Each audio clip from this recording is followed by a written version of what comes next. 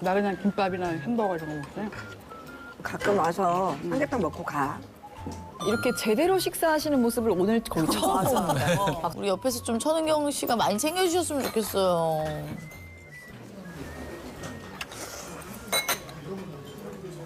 근데 오늘은 너 덕분에 일하고 먹으니까 너무 좋아.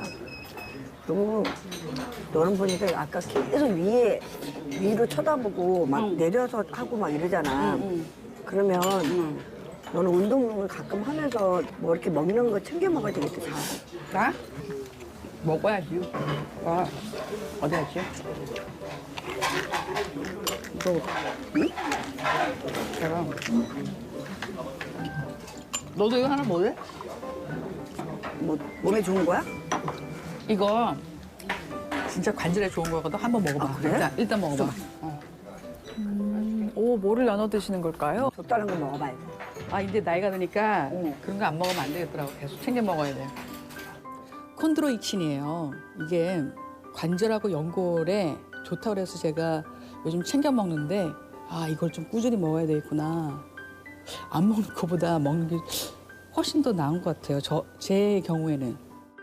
자, 이렇게 해서 강리나 씨의 일상 루틴을 함께 살펴봤습니다. 네. 자, 과연 관절 건강으로 많은 걱정을 하고 계신 강리나 씨의 루틴 점수는 몇 점일지 점수를 공개! 김태균 선생님 저런 표정 처음 봤어요. 진짜 너무 어두웠어. 저 차가운 표정. 와, 앞자리 3은 저 처음 봐요. 처음인 것 같은데요. 지금 새해 단호해지셨어요, 더.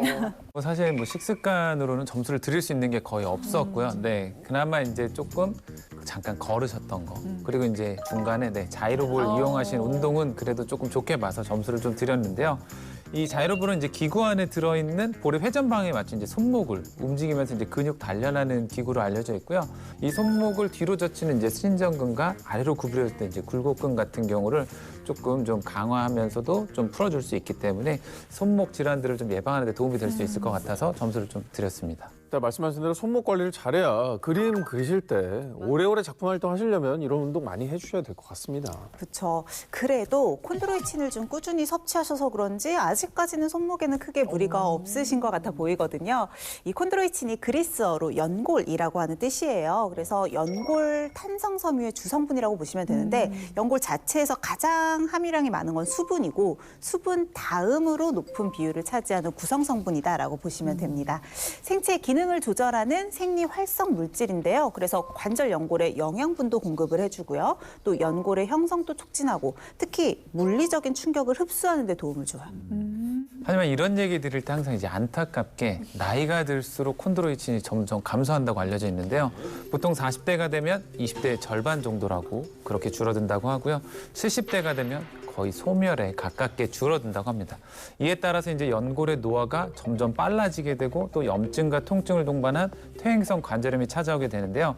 그래서 외부에서 이제 콘드로이친을 섭취해서 관절의 노화를 반드시 늦춰주는 게 중요합니다. 근데 주변에 이제 관절염 있는 분들 보니까 어쨌든 걷질 못하니까 좀 집안에만 계시고 그러다 보면 생활 반경 좁아지면 또 약간 우울하기도 하고 막 이 몸과 마음이 동시에 좀 안 좋아지는 그런 악순환이 반복되는 것 같거든요. 맞아요. 실제로 가장 걱정하는 부분이 그런 부분인데 이 악순환의 고리를 끊기 위해서는 제일 중요한 게 통증부터 줄여야 되는 거예요. 아프지 않으면 나가실 수 있거든요.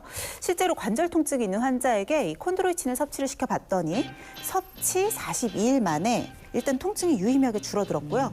계속 꾸준히 섭취해서 3개월 차가 됐을 때에는 이 통증이 무려 45% 정도나 감소를 했다라고 합니다. 절반인데? 또 손관절에 이상이 있는 40세 이상의 남녀에게 콘드로이친을 섭취를 시켰을 때에도 손관절의 기능이 개선된 것과 더불어서 관절 강직도도 좋아졌고요. 통증까지 줄어든 효과를 볼 수 있었어요. 또 무릎 관절염이 있는 환자들에게 이제 콘드로이친을 6개월간 섭취를 시켜봤더니 섭취한 사람들은 대조군에 비해서 걷는 속도가 빨라졌다고 합니다. 그러니까 콘드로이친 섭취로 인해서 통증이 줄어들면서 보행 능력이 좋아졌다고 볼 수 있습니다. 이 관절염 통증 앓고 계신 분들이 수천 개의 바늘로 찌르는 것처럼 아프다고 하시더라고요. 그런데 이 콘드로이친이 어떻게 그런 통증을 줄여주는 건지 그 원리가 좀 궁금해요. 바로 연골을 지켜서 관절 간격을 유지해 주는 거예요. 그러니까 뼈와 뼈 사이의 간격을 잘 유지를 해준다는 거죠. 나이가 들면서 연골이 점점 닳게 되면 결국은 뼈와 뼈 사이의 간격이 점점 가까워지겠죠. 결국 뼈와 뼈가 맞닿으면 움직일 때마다 부딪히면서 통증이 심해지게 되니까 관절의 간격을 잘 유지시켜 주는 것이 통증을 줄이는 데 중요한 포인트가 되거든요. 한 실험에서 관절 통증이 있는 무릎의 골관절염 환자에게 콘드로이친 800mg씩을 이제 섭취를 쭉 시켰더니요. 대조군은 관절 간격이 줄어들었어요. 그러니까 시간이 지났으니까 연골이 다른 거죠. 그런데 섭취군은 관절 간격이 섭취 전과 거의 유사하게 유지가 됐다라고 합니다. 방금 선생님께서 말씀하신 이제 콘드로이친이 관절 간격 유지를 어떤 역할을 통해서 하는지 실험을 좀 준비를 좀 해봤습니다. 이 석고기둥 2개를 각각 넓적다리뼈와 정강이뼈 그리고 그 2개 사이의 공간을 관절, 우리 몸을 좀 무릎이라고 생각을 하시면 되고요. 연골에 이제 탄력을 담당하는 콘드로이친이 풍부할 경우 이제 스펀지 보시면 외부 충격에도 이제 형태를 잘 유지하고 간격도 잘 유지되는 모습을 볼 수 있는데요. 반대로 이제 콘드로이친이 부족하면 이렇게 이제 탄력이 떨어져서 작은 충격에도 관절이 손상될 수 있습니다. 보는 것만으로도 막 무릎이 시큰거리고 그러니까 괜히 막, 어우. 충격이 전해지는데 콘드로이친이 부족하면은 저의 관절도 저렇게 될 수 있다는 거잖아요. 뼈와 뼈살이 거리두기 이게 너무 중요한데. 그렇죠. 관절에도 거리두기, 이 안전거리 유지가 굉장히 중요한데요. 이것과 함께 통증 감소를 위해서 필수적으로 없애야 되는 게 또 하나 있어요. 바로 염증이죠. 관절염도 결국은 염증인 거거든요. 이 콘드로이친이요, 염증 수치도 줄여주는 데 도움이 될 수가 있습니다.